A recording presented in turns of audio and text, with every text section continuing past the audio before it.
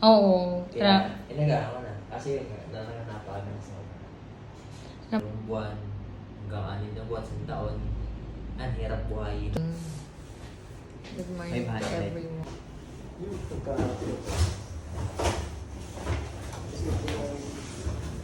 Start na tayo, guys. A day in my life as a barista. Yan. So, okay, for today's training natin, so marami kayong matututunan sa training na to. Bakit? Number one reason, lahat ng dapat yung malaman about coffee is dadaanan natin sa araw na to. Which is ang mainly focus natin for Barista 101. It's all about the fundamentals of brewing. So, sabi ko nga sa inyo, no, ano nangyayari po? Pag nai-intake nyo, sir, syempre hindi siya nagiging healthy. Diba? Tsaka, bakit ka ba magkakape? Para saan ba ang pagkakape? Tama. For caffeine intake, di ba? So, parang, I mean, ang word na magkakape. Ito daw pong plant, or ito daw pong tree na to, is belong ito sa part ng family ng Rubeaceae, genus Coffea. Sir, anong ibig sabihin po nun? Okay? Ibig sabihin po nun, sila po yung mga plant na nabubuhay lang po sa matataas na altitude. So, meaning to say po, isa po sa important na. Okay? So, mamaya pa yung discussion natin yan. Okay? Then yun, para natin, sir, ma-identify yung beans na binibili namin ay sa mataas na altitude tinanim. Ano yung pwede naming verification, no, na masasabi namin, uy, totoo nga sa mataas na altitude nila ito tinanim. Okay? Okay, ang identification po nun is pag yung beans po ay maliit yung size. Okay? So meaning, huwag kayong magpapadisip sa itsura, sa size ng beans. Ano yung mga flavor? X din yun, sir. Mocha beans. Kasi meron mga ganun sa market eh. May ginagawa rin sila dun, sir. Kasi nakikita ko yung sa mga coffee beans na stall. Yung may mga caramel, May mocha mocha beans, may mocha flavored na bean. Sabi ko, ano kaya lasa na? Ano Kaya yun, sir? alam ko talaga is limited lang yung classification. Hindi yun, ha. Okay? Next natin ay si Liberica. So si Liberica po, wala lang akong mape-present sa inyo nito. Bakit? Kasi ang Liberica beans po, very rare na po ito. Ang production po niya sa buong mundo ay 1% na lang. 79% kay Arabica, 20% kay Robusta. Tapos 1% lang po kay. Sa simmering processing po, ito yung process kung saan pinaghihiwalay mo itong balat ng cherry diyan sa puto. Okay, pero before natin i-discuss tong roasting type na meron tayo in the market, pag-usapan muna natin isa pa sa mga dapat nyong i-check pag kayo ay bumibili ng isang kape. Aside sa packaging, dapat po tinitignan nyo rin yung label ng coffee beans nyo. At dapat meron itong proper na label na kung saan naka-indicate lahat itong information na to. Hindi pwedeng yung masking tape lang tapos sinusulatan lang nila ng ballpen. Develop nating flavor sa kanya is yung mga maaasim na lasa. The fruity, lime zest, and then yung citrus niya. Okay? Yan yung taste profile na dinedevelop natin kay light roast. Ngayon ang light roast, masarap naman po yan. Develop nating flavor sa kanya ay balance.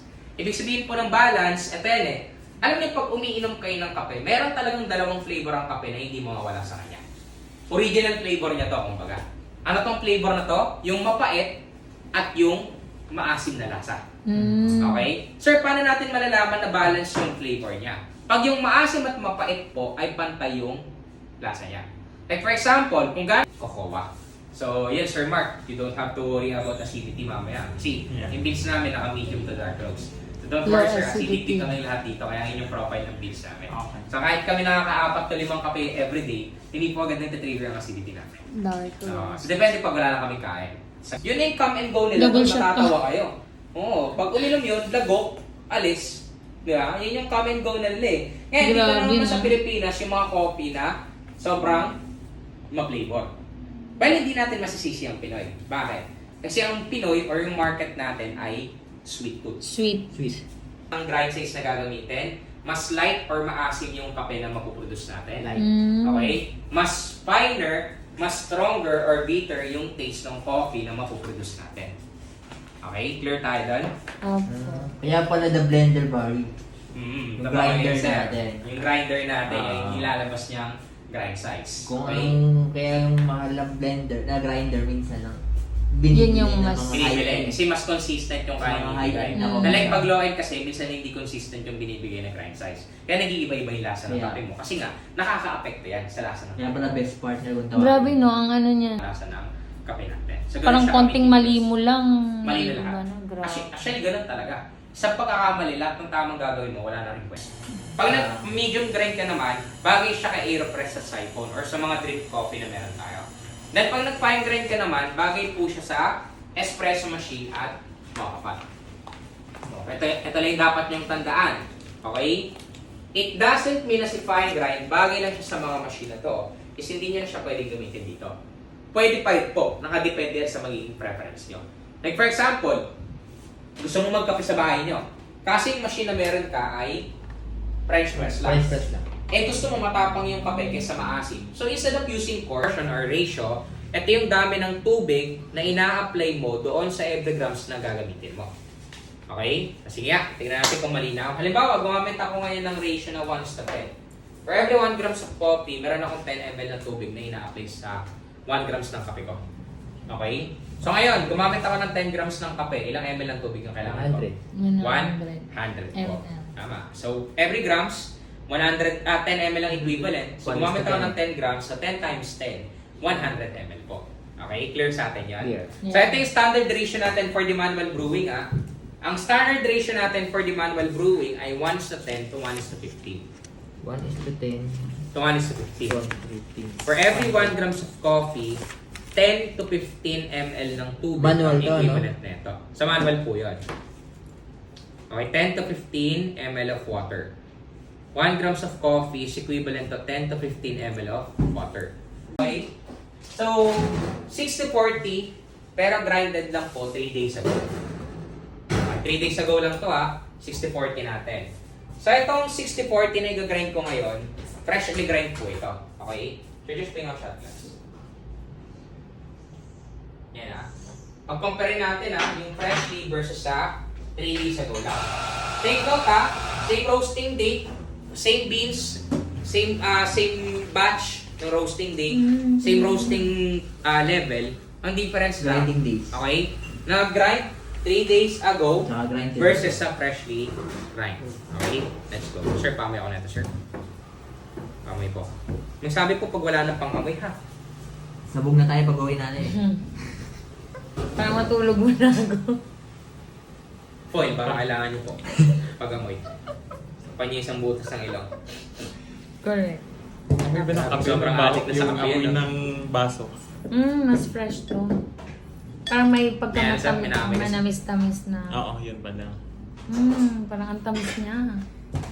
Diba? Ang layo ng amoy. Ang Kahit layo. same beans, same roasting Malayo date, yan. same roasting Luma batch. na, Diba? luma na yung amoy. Ang Ito, layo ng amoy.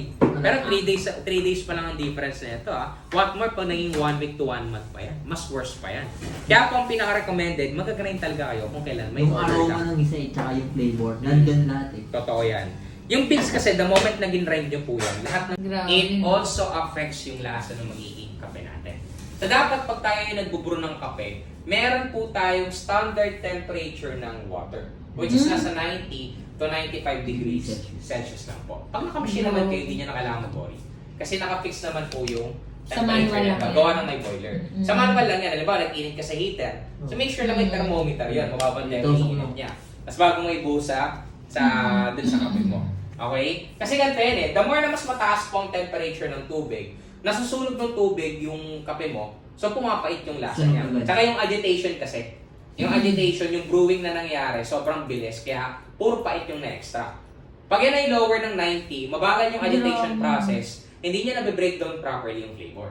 Pag yan ay nasa 90 to 95, tama yung agitation niya, properly na-breakdown niya yung flavor na meron dito sa coffee beans natin.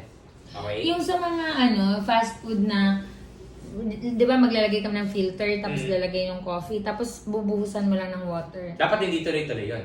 Iba Oo, yung buhos yung ng brew. tubig, ma'am. Oo, Okay, yun yung manual yun, brewing. manual Yun yung manual brewing. Manual yun, Yes. okay. Okay? Tapos, eto pa. Hindi porket may tubig ka dyan, pwede mo na agad gamitin yan pang brew ng kape mo. Kasi yung pH level ng tubig mo, Bro. it also affects yung magiging lasa ng kape mo. Sana dapat ang pH level range ng tubig nasa 6.5 to 7.5 lang. Saan po nakuha dapat. nun? Sir? Saan ako ng tubig? Okay. Ano yung mga tubig na pwede natin gamitin? Halimbawa, ito si Nature Spring. Ang Nature Spring po natin ay mataas ang alkalinity, kung tawagin. Ngayon, kung gagamitin mo itong tubig na to, lahat ng acidity at maasim na lasa ng kape mo, tatabunan po ni Nature Spring. Or else, gumamit ka naman ng absolute, maasim, mataas ang acidity. Pag yun naman ang ginamit mong water, lahat ng pipe ng kape mo, tatabunan ng tubig na yun. Kasi mataas nga ang acidity niya. So sir, sa mga branded, sino yung water na pwede natin gamitin? Sino yung water? Okay, si Summit po. Kasi ang pH level po ni Summit ay 7. Which is pasok siya dun sa 6.5 Paano to yung mga 7.5 na range Summit? natin. Yung tubig sa galon. Isa pa yon, pwede rin yun, sir. Okay? Yung sa mga- Yung nabibili po natin sa water station na gano'n, pwede po yun. Kasi ang pH level po nun ay nasa 6.8 to 7.5. Mas mura yun. Kasi 35 lang Oo, Oo, mura pa yun. Dahil hindi ka mahirapan maghanap. Ah. Huwag lang kayo Ito. bibili sa tindahan. Kasi may mga loko-lokong tindero nang ginagawa, Yan, yan. nililipila nila ng nawasa. Correct. Oo. Tubig nila eh. Baka mamaya madali kayo doon. Bawal po ang water lang din po na tubig. So sisirain yung mga sensor ng machine mo. Alam niyo kung gaano kalalaki po ang tube nito? Kasi laki lang ng straw ng iced coffee. Ganun lang kalilit yung butas na dinadalawa ng Tapos tubig. mabubuan pa na. Tapos mabubuhan pa ng scaling. Parado na. Yun Wala lang, na, sira wala. talaga yan. Okay? Kaya purified or filtered lang para malinis na po. Okay, lastly, freshness at storage. Okay, eto. In the future, pag nag-ooperate na kayo ng isang cafe, Yay. okay, dapat, at the end of the day, lahat po ng beans na matitira dito sa hopper ng grinder mo, automatic tanggal yan. Hindi po pwedeng nag-i-stay yan dyan after ng operation. Bakit? Hindi kasi ito airtight. So yung air, nagpe-penetrate po dito at yung beans Papasok. na-expose sa hangin. Okay? Kaya po dapat, at the end of the day, remove. Saan natin nilalagay, sir? Pwede po dito sa airtight na container. Pero hindi ko rin recommended ito eh. Bakit? Pag in-open ko to, pasok yung hangin. Pag sinara ko, saan lalabas yung hangin? Wala. Nai-stop din doon. So, na-expose din yung beans ko. So, talaga, ang pinaka-storage talaga ng beans dapat is yung mismong Ibabalik. yun talaga. Pwede rin balik. Hindi, sir. Dalawa dapat. Ah. Yung isa pang-expose, yung isa doon sa hindi pa expose. Halimbawa, kalahati lang yung ginamit ko nito. Hindi pwedeng yung matitira ko dito, ibabalik ko ulit dito. Paghahalo. So, dapat separate packaging yun. Kaya dapat meron ka Maghahalo talaga. kasi sila eh. Yes. Okay? Then, wag din kayong Contaminated. bibili ng mga machine na built-in na. Yung may grinder na on top. Meron nga na. Built-in. Pangit po yun. Bakit? Pag nasira po yung grinder, dama yung machine sa baba kasi. Okay? Dominate. Tsaka itong taas po kasi ng machine natin, dito po nagre-release ng heat yung boiler ng machine natin. So ngayon, pag nandito yung hopper ng grinder mo, na-expose yun sa heat. Nade-dehydrate yung beans natin. So nawawala yung quality. Okay? Tsaka, mas maganda talaga separate. Para pag nasira yung grinder. Actually, yan ay last part ng ating 101. Before we proceed on our next topic, any Exam. questions so far? Sa maganda. Mamaya pa po yan, pagtaas ng training.